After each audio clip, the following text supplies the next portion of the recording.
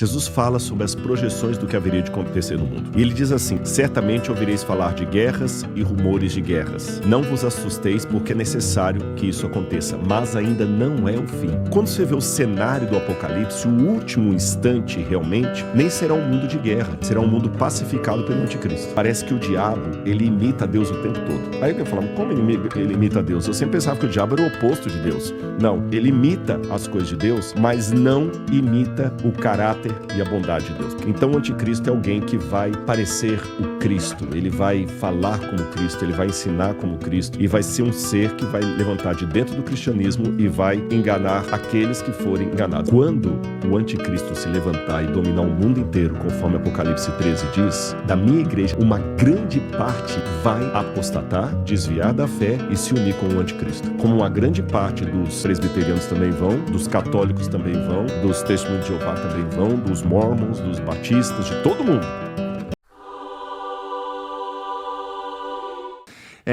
Deixa eu mudar um pouquinho só de assunto, porque a gente estava falando lá de como o mundo está esquisito com essas guerras, independente do lugar ou do método usado, né?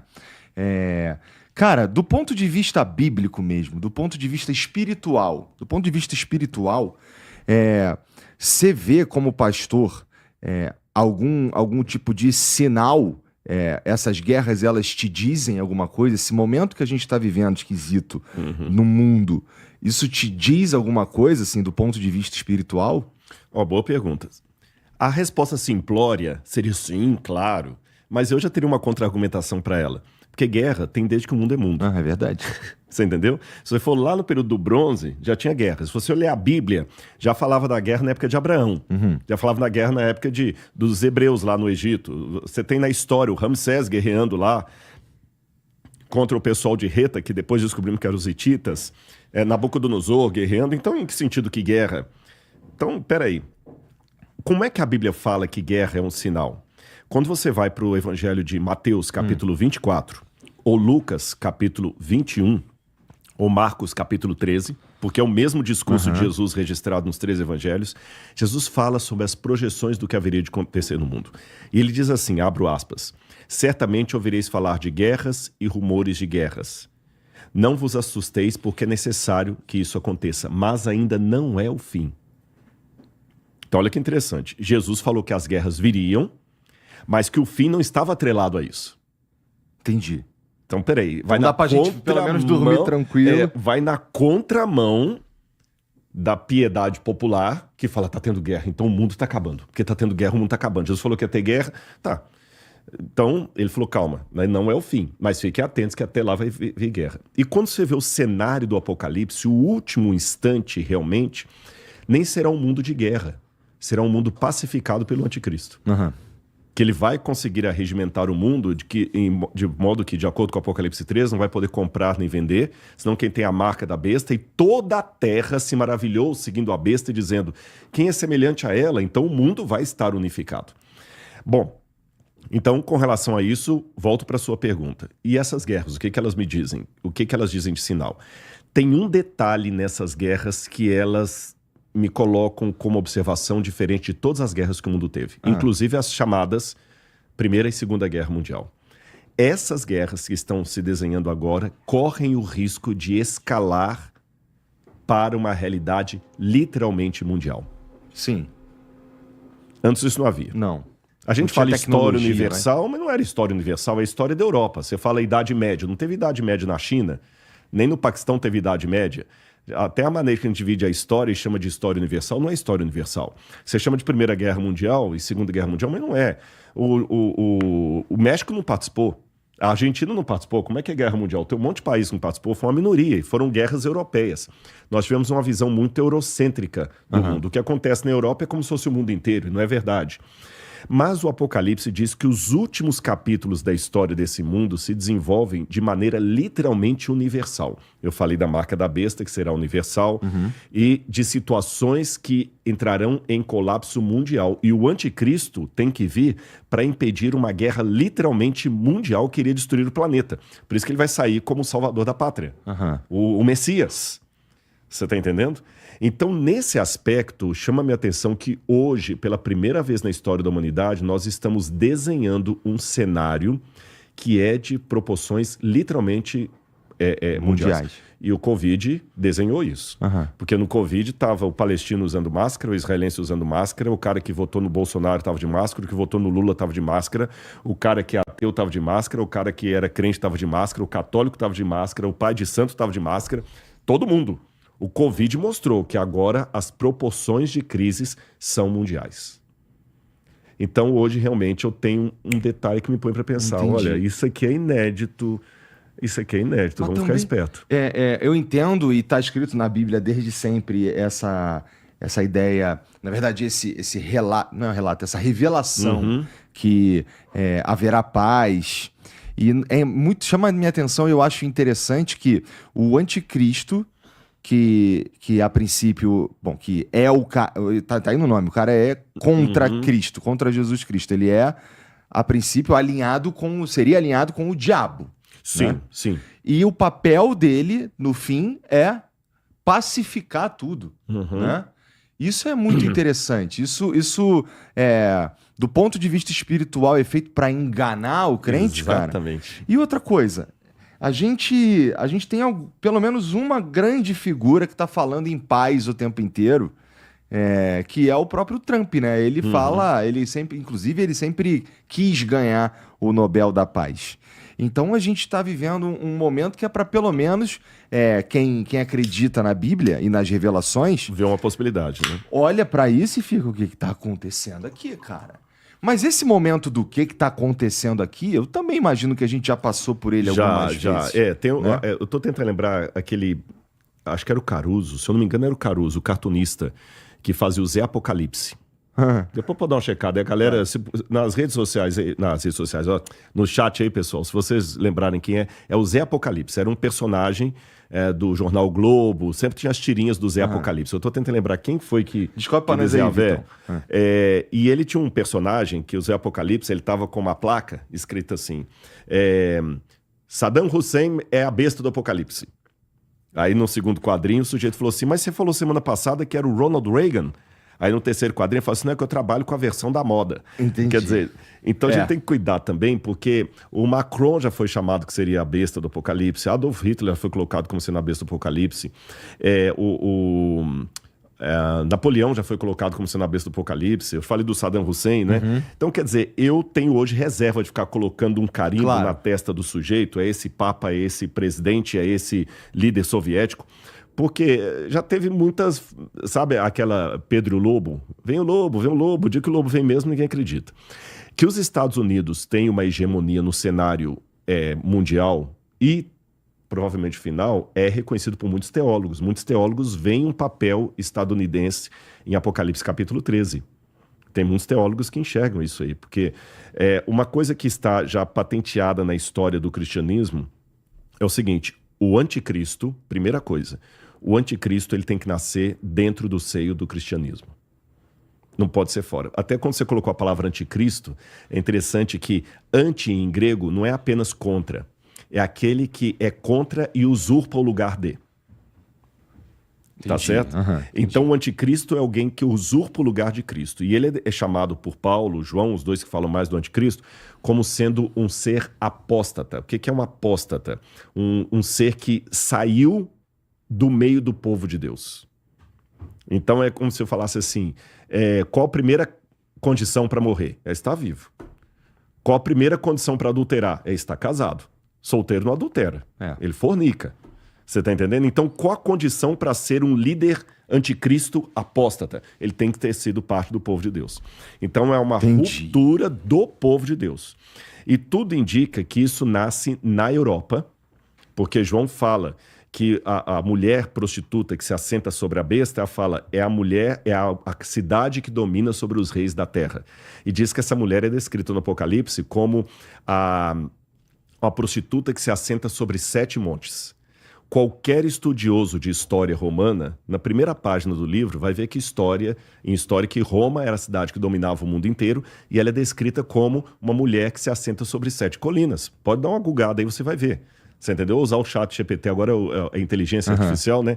Roma é a mulher que se assenta sobre 7 colinas. Está em Apocalipse 17. Então não precisa ficar inventando demais. É um computador da ONU, é a Greta, você entendeu? Eu não preciso ficar fazendo exegese de almanaque, de revista, né? Bom, então já sei que é essa. E tem uma outra besta que ela é o oposto dessa, que essa surge do mar, a outra surge da terra. Parece que é um novo mundo, dominado ali pelos Estados Unidos. Agora, um detalhe também que eu ia dizer sobre isso aqui, deixa eu só... É literal esse surge do mar? Não, porque na Bíblia o mar é símbolo de povos, nações. Então quer dizer que é um conglomerado de vários povos. E o Mediterrâneo era assim chamado. Tanto é que o nome Mediterrâneo é Mare Nostrum, é o mar nosso. Eu lembrei o que eu ia falar. Nessa questão que você falou do anticristo vem para enganar os crentes, quando você lê o Apocalipse, você vê que o Apocalipse pode ser, entre aspas, resumido entre uma contrafação do poder de Cristo. Parece que o diabo, ele imita Deus o tempo todo. Aí alguém fala, como ele imita Deus? Eu sempre pensava que o diabo era o oposto de Deus. Não. Se eu fizer até uma leitura psicológica, o diabo é aquele fã que tem ódio, que mata o John Lennon, você entendeu? Mas usa o corte de cabelo do John Lennon, ouve todas as músicas do John Lennon e veste a mesma roupa do John Lennon. E tem a camiseta escrito John Lennon, te amo. Parece que o diabo é assim em relação a Deus. Ele imita as coisas de Deus, mas não imita o caráter e a bondade de Deus. Porque há 2 tipos de imitação. Há aquela imitação normal, que é a imitação que as suas filhas têm em relação a você, sua esposa, que você vê assim, gente, ela senta do jeito que eu sento. Tinha um amigo meu que uma vez ele falou que ele tinha mania, sempre que ele estava no banheiro, ele escovava os dentes, ele batia a escova 3 vezes assim para enxugar e colocava lá. Um belo dia ele viu a menininha dele também escovando os dentes, batendo 3 vezes. Essa imitação é saudável, é a imitação de alguém que você vê, você se inspira na pessoa, porque você vê nela um modelo de vida, tá certo? Então é nesse sentido que a gente deve imitar a Deus. Paulo falou, sede meus imitadores como eu sou imitador de Cristo. Bom, agora existe uma outra imitação, que é a imitação patológica, é daquele fã que quer matar o cara, que ele quer tomar o lugar dele, sabe? Daquela pessoa que ele fica te imitando, ele vê o seu jeito de falar, ele imita o seu podcast, mas é porque ele quer ser o seu concorrente, ele quer assumir o seu lugar, ele tem inveja de você. E essa imitação também, muitas vezes, é a imitação do engano. É a bolsa Louis Vuitton da 25 de março, que é igualzinha à verdadeira, só que não tem a qualidade da verdadeira. É nessa segunda situação que o diabo imita Cristo. Entendi. Ele imita não porque ele se inspira em Cristo, mas que ele quer ser uma bolsa parecida, porém sem a qualidade. Aí você vê no Apocalipse muitas coisas. Vou dar alguns 2 ou 3 exemplos. Cristo aparece no Apocalipse como sendo um cordeiro que estranhamente estava degolado, porém estava vivo, que ele ressuscitou. A besta do Apocalipse também tem uma das cabeças degoladas, mas está viva, imitando a Cristo. O cordeiro é Cristo, lembra na Igreja Católica eu falei, o cordeiro de Deus que tira o pecado do mundo, citando o Evangelho de João. A besta é descrita como tendo aparência de cordeiro, mas falava como dragão. O cordeiro, ele coloca um selo dele na testa de todos os seus seguidores. A besta coloca a marca na testa das pessoas. Então você vê muito imitação. Então o anticristo é alguém que vai parecer o Cristo, ele vai falar como Cristo, ele vai ensinar como Cristo e vai ser um ser que vai levantar de dentro do cristianismo e vai enganar aqueles que forem enganados. Então, no final das contas, o discernimento vai ser espiritual. Entendi, faz sentido bom, faz sentido, óbvio, por final você é um estudioso disso aí tudo, mas então eu consigo entender o que, então quem tá falando do que, já temos aqui o anticristo, olha, fica esperto, o Trump, não sei o quê. O Trump, falta para ele algumas características, então, né? Então ele teria que... Eu tô esperando... Bom, se Roma é a prostituta que se senta nos 7 montes e tudo mais, aí a gente volta pra teoria mais antiga, né? Que o anticristo vai aparecer lá no Vaticano. Não, pode ser. Mas é que não é uma questão também de ser contra a Igreja Católica. A gente tem que tomar muito cuidado de falar as coisas sem precisar ferir as pessoas. Claro. O próprio catecismo, ele levanta que uma das últimas capítulos da história do cristianismo, então esse é um ensino que está no catecismo, será uma oposição tremenda de dentro da igreja. De dentro da igreja. Tá certo? E, inclusive, há muitos teólogos católicos, Hugo von Balthasar, que eu podia citar, e outros mais, que até acreditam que alguém vai usurpar o trono de Pedro. Então, aqui eu não estou sendo... Viu o pessoal que está assistindo que é católico, o Rodrigo está atacando a igreja católica? Não, não. Eu tenho que lembrar que antes de ser... É até interessante isso, porque eu encontrei... não sei onde é que foi agora que eu encontrei uma senhora, foi fora do Brasil. Que ela falou assim, nossa, eu gosto de você. Ela não era brasileira não, tava falando com bastante sotaque. Ela é missionária católica. Ela falou, eu amo tudo que você fala. Só não gosto quando você fala mal da igreja católica. Eu falei, mas quando eu falei mal da igreja católica? Discordar não é falar mal. Tá certo? Discordar não é falar mal. Com certeza. Você entendeu? Quantas pessoas discordam da minha igreja e não me sinto que elas estão falando mal. Agora, realmente, você tem que saber discordar com a educação, elegância, honestidade intelectual, sem argumento ad hominem. Então, eu tenho que colocar o seguinte, bem claro para você. Até eu respondendo essa senhora, eu falei assim, olha, se você soubesse as boas memórias que eu tenho da igreja católica e alguns traumas que eu tenho da igreja adventista, você ia falar assim, você tá mais defendendo a igreja católica do que a sua igreja. Porque, olha que interessante, eu tenho na minha memória padres que me ajudaram. E tem na minha memória colegas de ministério que me fritaram. Entendi. Da Adventista. Então, significa que eu estou falando mal da igreja Adventista? Não, de jeito nenhum. Como também tem na igreja católica padres que me perseguiram. Você está entendendo? Como eu tenho também na igreja Adventista pastores que me ajudaram. Então a gente tem que saber separar sem colocar tudo no mesmo pacote. Então vamos lá.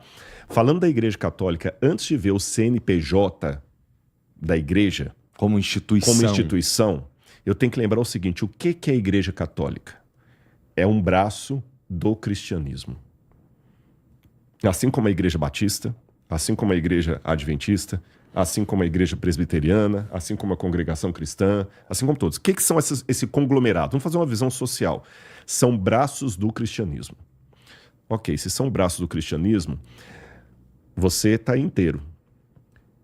Qual parte do seu corpo eu posso dar uma martelada? Ah, não martela não. Deixa quieto. Mas só o dedinho, mendinho ali. Esse dedinho aqui, esse aqui eu chamo de catolicismo. É nesse que tu quer bater, Rodrigo? Tô brincando. Tá bom? Percebeu? Mas foi boa a sua brincadeira de exemplo. Sabe por quê? Pode ser o catolicismo, mas se eu bater nele... Vai bater no corpo. Vai bater no corpo. Então, não é que pode bater porque ele não é cabeça. Você tá entendendo? Então, se eu entender que a despeito das diferenças doutrinárias, todos os cristãos são membro do corpo espiritual de Cristo, porque isso aqui eu não estou sendo demagogo, e eu tenho documento oficial da minha igreja convalidando o que eu estou dizendo. Então, o que eu estou dizendo como adventista e como Rodrigo. A igreja de Deus é muito grande para caber dentro da igreja adventista. Ela é muito grande. O corpo místico de Cristo é muito maior. Então, por que assim, não pode marretar o da Assembleia de Deus? Porque não é do meu CNPJ? Não, é o dedo mindinho. Se bater ali, vai doer. Se bater no meu ombro, vai doer. Se bater na cabeça, vai doer. Se bater no joelho, vai doer. O corpo todo fere. Então, quando a gente vê, por exemplo, aquele caso, eu não vou falar a palavra para o YouTube não derrubar, que teve de padres com crianças lá nos Estados Unidos, que virou até um filme, virou um documentário, eu vi muito crente vibrando. Esses padres tudo safados e tudo mais... Tem que sentir a dor, porque está sendo um opróbrio para o nome de Cristo. O que aqueles párocos fizeram, aqueles padres fizeram, estava trazendo vexame no evangelho.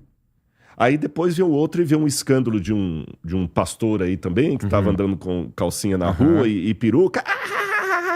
Sabe, parece aquele... Ele estava fazendo a investigação, cara. Ele estava fazendo investigação, né? Pois é. Ou seja, que pena, porque aquilo ali está trazendo vergonha para o corpo de Cristo como um todo. São coisas que estão dando argumento pro ateu pensar, esse pessoal é um bando de mané mesmo. Você está entendendo? Então esse aqui é o ponto. Eu gostaria, o Martin Luther King, sem querer me comparar a ele tinha um sonho, né, que a filha preta dele pudesse sentar com a filha branca do vizinho no banco e tudo mais, né? I have a dream. Eu tenho um sonho também que eu pudesse sentar com pessoas que pensam diametralmente oposto ao que eu penso, ainda me chamar de irmão. E eu chamá-los de irmão, você está entendendo? Mas isso é difícil. É difícil, mas não é impossível. Então, nesse aspecto, quando a gente fala da possibilidade de levantar alguém dentro do catolicismo, primeira coisa, Ele pode levantar do catolicismo, mas ele vai afetar todo o cristianismo, porque muitos cristãos vão seguir ao anticristo.